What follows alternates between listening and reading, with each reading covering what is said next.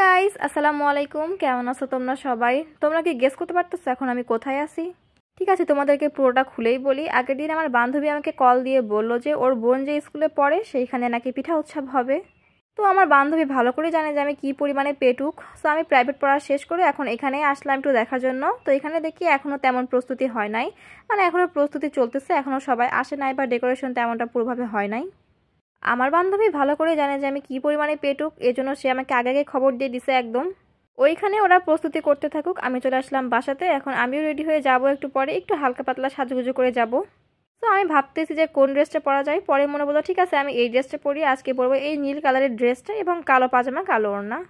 আর এই তো আমার ফাইনাল লুক। আমাকে কেমন লাগতেছে অবশ্যই বলবো, অবশ্য আমি তেমন সাজি নাই। সো যাই হোক, এখন তাড়াতাড়ি চলে যাব বাসা থেকে, মানে ফট করে একদম ম্যাজিক করে। সো বের হয়ে আমি উঠে পড়লাম ভ্যানে, আর ভ্যানে করে চলে গেলাম ওর স্কুলে। আসলে ওদের স্কুল মাদ্রাসা যেটাই বলতে পারো। এই তো দেন আমি চলে আসলাম এখানে। এটার নাম হচ্ছে দ্য হলি কুরআন ইনস্টিটিউট। এখানে হচ্ছে বাংলা আরবি দুটোই শেখানো হয়। এটাকে মানে বলতে গেলে স্কুল মাদ্রাসা দুটোই বলা যেতে পারে। সো আমি চলে আসলাম ভিতরে এখন। আর এই স্টলটাই হচ্ছে আমার বান্ধবীর বোনের। দেখো কত সুন্দর করে একদম রঙিন রঙিন লাগতেছে সবকিছু দেখতেই। আমি তো দেখে একদম পুরাই অবাক হয়ে গেছি যে এত পদের পিঠা। আমি তো জাস্ট মানে ভাবতেছি যে কোনটা রেখে কোনটা খাবো। তো ভালো আগে একটু ঘুরে ঘুরে দেখেই আসি। এখানে এখনো প্রস্তুতি চলতেছে, আর দেখো কি লেভেলের ভিড়। ছোট ছোট বাচ্চারা কত সুন্দর করে এই সব কিছু হ্যান্ডেল করতেছে, আর আমি তো হলে একদম সবকিছু উল্টাপাল্টা করে ফেলতাম।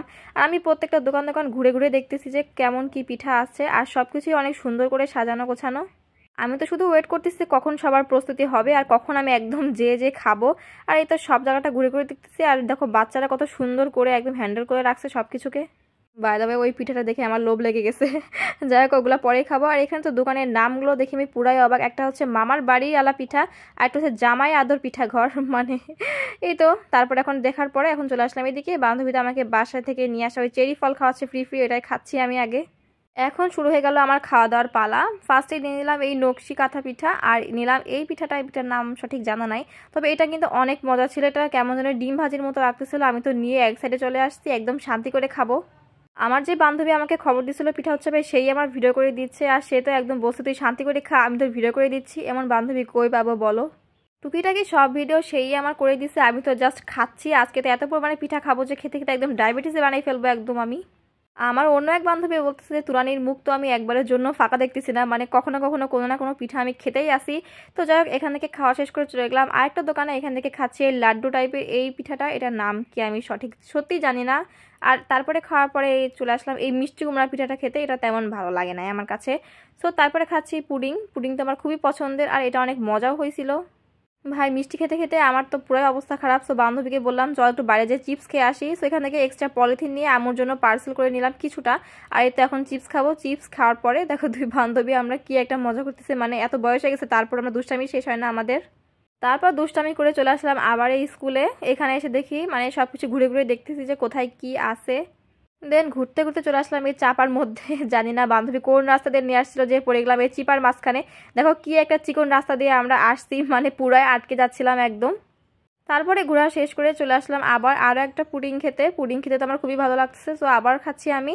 সো আর খাওয়ার পরে আর ঢুকতেছে না আমার, মানে আর হচ্ছে না কোনোভাবেই। সো তাড়াতাড়ি ভ্যান ধরে চলে আসলাম বাসাতে, কারণ আর হচ্ছে না, আর প্রচুর গরমও লাগতেছে আমার। আর এই পলিথিনের মধ্যে আমি অনেক রকমের পিঠা আম্মুর জন্য নিয়ে আসছি, আম্মুও খাবে একটু। আমি সব রকমের ইউনিক ইউনিক পিঠাগুলো ট্রাই করছি, বিকজ এমনিতে তো পিঠা খাওয়াই হয়, বাট যেগুলো অন্যরকম কখনো খাওয়া হয় না বা কম কম খাইছি এগুলোই খাইছি। দেখো এই পিঠাগুলো আমি আমার জন্য পার্সেল নিয়ে আসছি, বাট আমি বেশি খাইছি বলতে গেলে। আম্মুও খাইছে, বিকজ আম্মু ডায়াবেটিস আছে, আম্মু কম কম খাইছে, আমি বেশি খাইছি। অনেকদিন ধরে আমি পিঠা উৎসবের ওয়েট করতেছিলাম, কারণ আগের বছরও হয়েছিল, বাট এইবার আমি পিঠা উৎসব কবে হবে জানতামই না। সবার বান্ধবী আমাকে খবর দিল বলে আমি যেতে পারছি।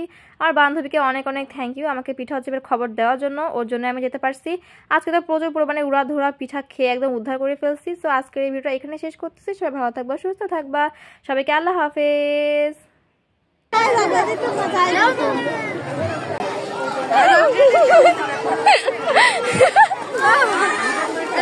খা খা শান্তি দেখা।